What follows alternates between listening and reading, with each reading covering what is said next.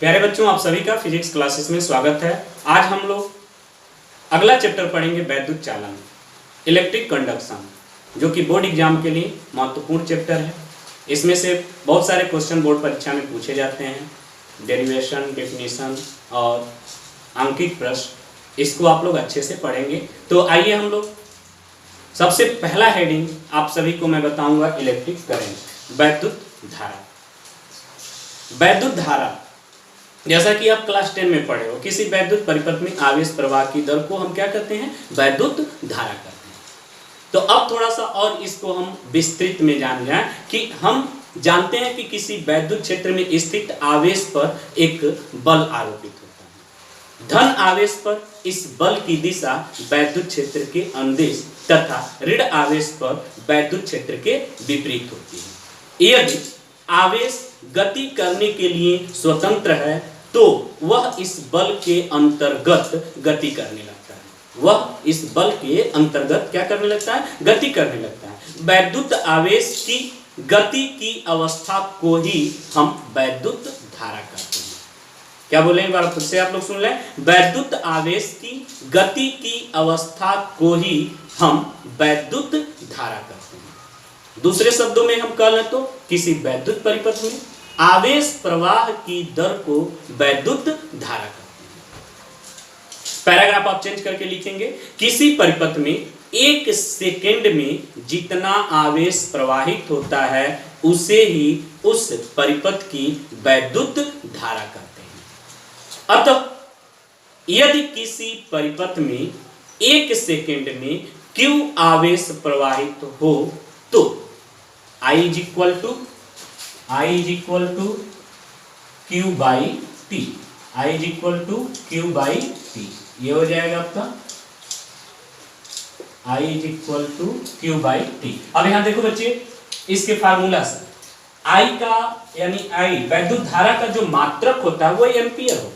वैद्युत धारा का मात्रक एम्पियर होता है। अब हम फार्मूले से अगर जो निकाल रहे हैं यहाँ पे, तो देखें I इज इक्वल टू क्या होता है? Q by T. तो Q क्या है? आवेश है। तो आवेश का जो मात्रक होगा वो कूलाम होता है प्रति समय। समय का मात्रक आप लोग जानते हो क्या होता है? सेकंड होता है। तो ये आपका हो गया वैद्युत धारा का मात्रक। आप बोल भी सकते हो कूलाम प्रति सेकेंड।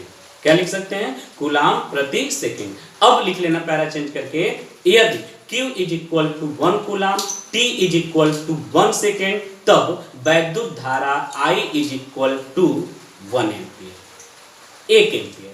तो 1 एम्पियर इज इक्वल टू क्या होगा? 1 एम्पियर इज इक्वल टू होगा 1 कूलाम प्रति सेकेंड। हमने क्या बोला?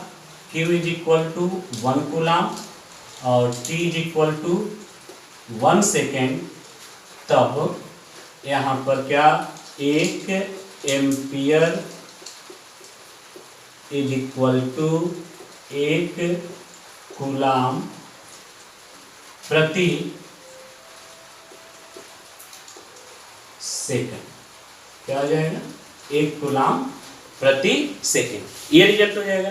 हम जानते हैं कि धातुओं में वैद्युत धारा इलेक्ट्रॉन का ही प्रवाह है। हम जानते हैं क्या? धातुओं में वैद्युत धारा इलेक्ट्रॉन का ही क्या है? प्रवाह है। Full stop. एक इलेक्ट्रॉन पर 1.6 गुणे 10 के घात -19 कूलाम आवेश होता है। एक इलेक्ट्रॉन इज इक्वल टू 1.6 गुणे 10 के घात -19 कूलाम आवेश होता है। अतः 1 कूलाम आवेश के लिए, ध्यान से सुनिएगा, अतः 1 कूलाम आवेश के लिए 1/1.6 गुणे 10 के घात -19 इज इक्वल टू 6.25 गुणे 10 के घात 18 इलेक्ट्रॉन प्रवाहित होने चाहिए। ठीक है? 1 कूलाम आवेश के लिए क्या बोले?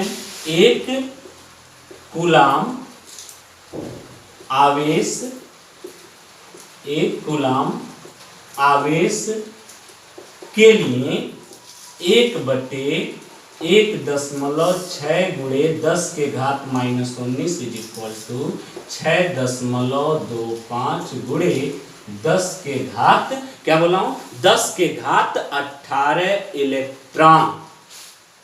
इलेक्ट्रॉन ये प्रवाहित होने चाहिए। अतः उपरोक्त समीकरण के अनुसार 1 एम्पियर इज इक्वल टू 6.25 गुणे 10 के घात 18 इलेक्ट्रॉन प्रति सेकेंड। ठीक है बच्चे, तो ये तो हो गया वैद्युत धारा। वैद्युत धारा, आप जान रहे वैद्युत धारा एक अदिश राशि है।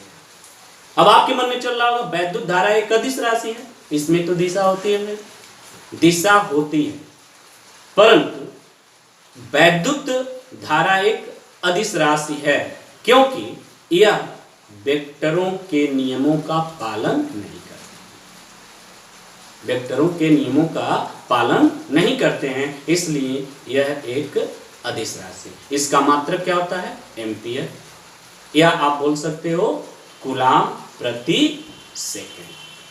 ठीक है, और इसका जो है यह एक मूल इकाई है, यानी आप मौलिक जो मूल इकाई आप पढ़े हो 7, उसमें से वैद्युत धारा भी एक मूल इकाई है। ठीक बच्चे, तो आज वैद्युत धारा में बस इतना।